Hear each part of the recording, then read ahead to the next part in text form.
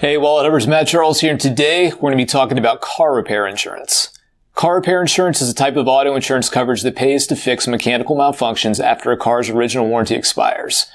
You might also hear it referred to as mechanical breakdown insurance.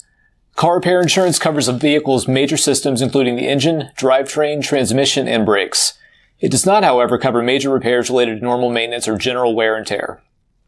Not every insurance company offers car repair insurance.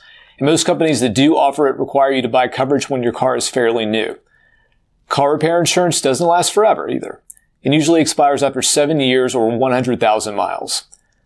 Car repair insurance is similar to an extended warranty with a few notable exceptions.